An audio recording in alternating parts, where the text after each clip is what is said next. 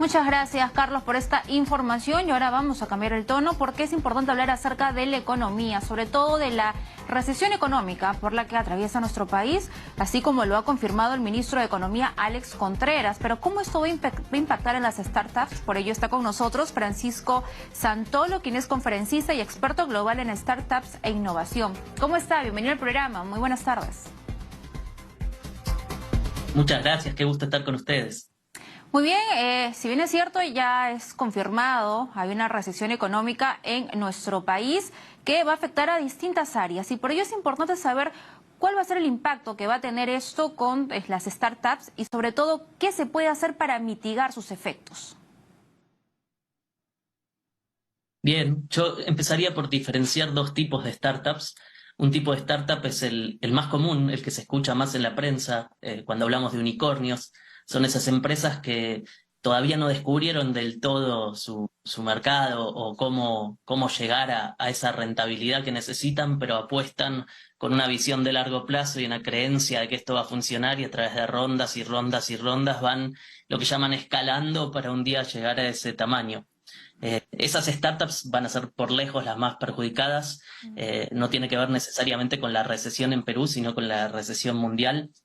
Hay una crisis de liquidez en el mundo con la suba de tasas de Estados Unidos y esa crisis de liquidez hace que esas rondas que necesitaban sí o sí cada vez más grandes para llegar a eso que un día creían que podía funcionar, no vengan y entren en gran crisis. Pero diferenciaría mucho porque en los países de Latinoamérica las startups de las que se habla poco y las que más importan son las que se transforman luego en pequeñas empresas o pequeñas o medianas empresas que en general crecen en base no a dinero o a inversión, sino a tener un bien o servicio que le otorga valor a un grupo de clientes que saben dónde está y que terminan en general financiando los negocios. O sea, los negocios en general crecen por la financiación de los mismos clientes que valoran los productos o servicios.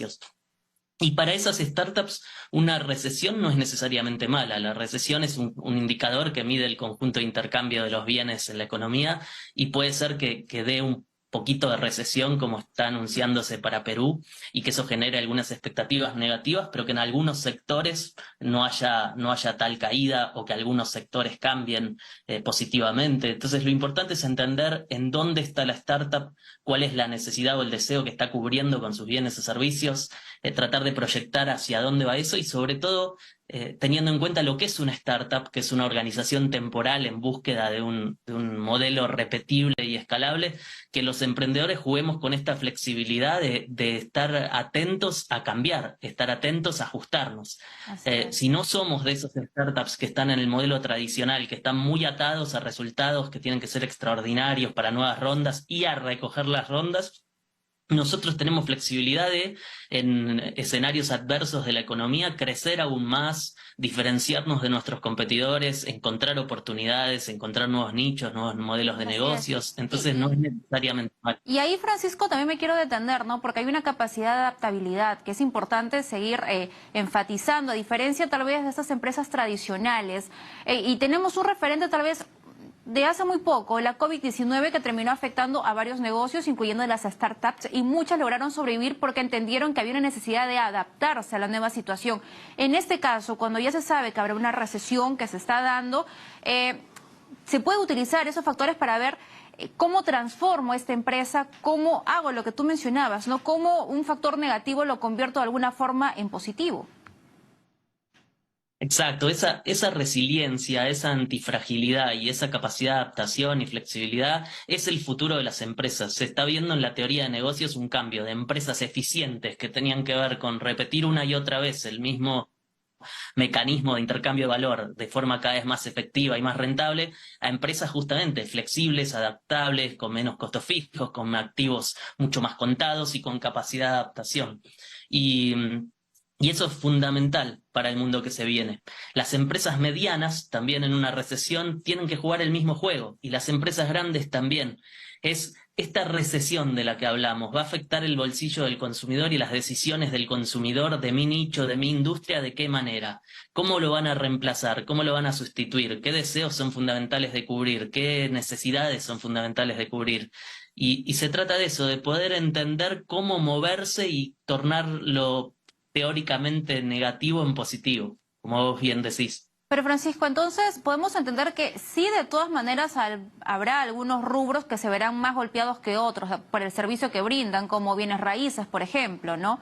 Financieras. Estuve leyendo en el caso de Perú la parte de la construcción, la parte del sector pesquero. Hay que mirar con detalle cuáles son las industrias más afectadas y sobre todo cómo va a cambiar eso las decisiones de los consumidores y de los tomadores de decisión de los distintos mercados.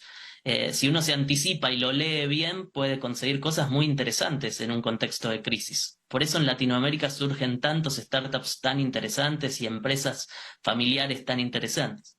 Efectivamente, ¿no? Y que se busca que éstas puedan crecer y generar empleo y a favor de varias personas, porque lo que hay en nuestro país, más del 70% de las empresas están en la informalidad y esto genera su empleo. Entonces, hay dos realidades y cuando hablamos de cómo formalizamos una empresa, lamentablemente hay mucha gestión que hay que hacer, mucha burocracia, y además es muy costoso. Entonces, también eso no es un aliciente para que una startup crezca, ¿no? Porque el emprendedor dice, mejor me quedo aquí como estoy porque no me molestan tanto y puedo trabajar tranquilo.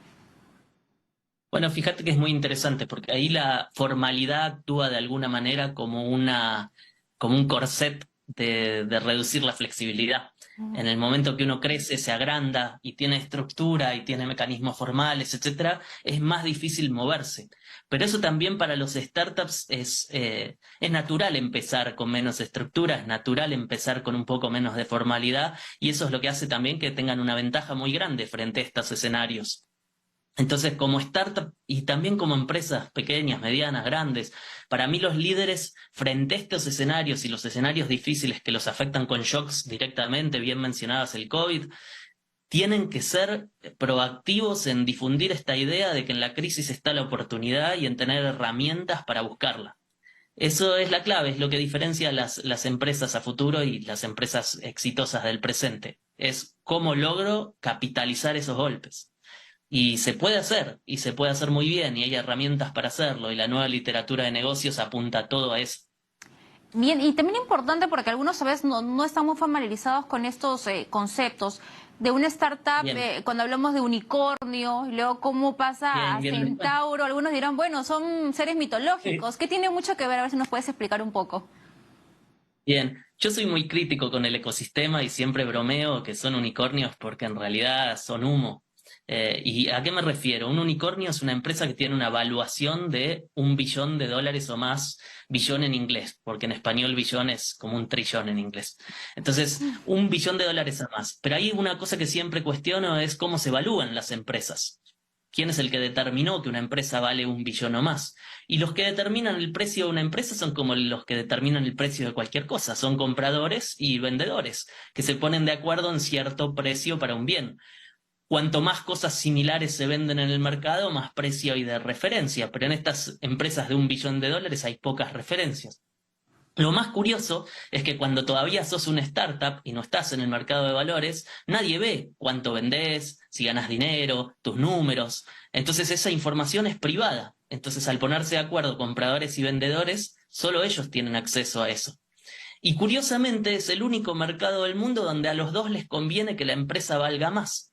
Porque si uno entiende cómo ganan dinero los intermediarios financieros que toman ese pequeño porcentaje de dinero de los billonarios y los ponen en riesgo en los startups, estos que tienen mucho riesgo por cómo son concebidos, uno se da cuenta que cuanto más la empresa sea un unicornio, más sale en la prensa, más personas van a querer invertir, más personas van a creer que la empresa es fabulosa, más personas van a querer trabajar en la empresa. Y entonces en este caso muchas veces, sin que se tenga que revelar información a los que invierten en las empresas, que cobran fees más grandes por haber recogido más dinero y administrado más dinero, les conviene comprar caro y a los vendedores les conviene vender caro. Y muchas veces esos unicornios que son de $1 billón de evaluación, que son las expectativas futuras de ganancia, no quiere decir nada con respecto al presente, cuando vienen estas crisis de liquidez, como ha pasado en esta oportunidad, desaparecen como si fueran de humo. Y ahí uno dice, pero si valían $1 billón, ¿cómo pueden desaparecer? Y ahí les cuento una cosa que lo hace más simple todavía. Si yo soy un inversor y quiero contar que estoy pagando por un unicornio, no tengo que comprar el 100% del unicornio. Yo puedo comprar un 1%, yo puedo comprar un 0,5%, puedo comprar una partecita muy chiquita que si se fijan cuánto da del billón de dólares total, puede llegar a ser 5 millones de dólares, 50 millones de dólares, que es un dinero que ellos recogen con facilidad. Entonces hay mucho para escarbar ahí Así en el es. modelo tradicional. Yo apunto a lo siguiente, para mí lo más importante de transmitir es: Latinoamérica se compone de estos pequeños emprendedores, emprendedoras, empresarios que luchan con el día a día, que se adaptan y que generan negocios maravillosos que dan valor a las personas. Y el empleo, la mayoría del empleo en toda Latinoamérica surge de lo que ellos generan, ellas generan. Entonces es ahí donde tenemos que apuntar, no en las grandes empresas tecnológicas que un día quizá, porque en estos días quebró WeWork. Nosotros criticábamos hace 10 años, esta empresa no tiene modelo de negocio, esta empresa tiene que ser humo. Lo mismo pasó con muchísimas otras empresas grandes, con Teranos, etcétera. Entonces, enfoquémonos en el día a día, y en el día a día Perú es un país que viene creciendo muchísimo. En las últimas 2 décadas Perú ha hecho un crecimiento extraordinario, y esta recesión de la que se habla, claramente es muy difícil lo que se viene viviendo en el país, y ha hecho una frenada de golpe y cambiado la realidad. Pero todavía continúa siendo una recesión muy pequeña, se habla de unos números muy pequeños. Entonces, las crisis económicas son de expectativas, y como empresarios lo mejor que podemos hacer es no dejarnos asustar por esas Evitar el expectativas, pánico, sino sin frenar. duda. Es el momento de la oportunidad, porque todos los demás frenan, todos los demás repiten lo mismo y frenan. ¿Qué podemos hacer diferente nosotros? ¿Qué podemos ver que los demás no están viendo? En Muy bien. estas oportunidades se generan las grandes empresas. Muy bien, Francisco. Muchísimas gracias por esta entrevista. Ha sido Francisco Santolo, Quiero conferencista. contarles una Dígame. cosita, si se puede. Me gustaría contarles que estoy visitando Lima, y junto a la empresa Bipro que me está llevando, y el 17 de noviembre voy a hacer un evento para empresarios. Vamos a tener 20 empresarios y empresarias en exclusiva, directivos de empresas, trabajando en esto, en cómo innovar y llevar las empresas a otro lugar con herramientas concretas, modernas. Muy bien, entonces la invitación está hecha. Muchas gracias. Ha sido Francisco Santolo con nosotros, conferencista y experto global en startups e innovación. Muchas gracias, muy amable. Un abrazo, gracias por la oportunidad. Chao.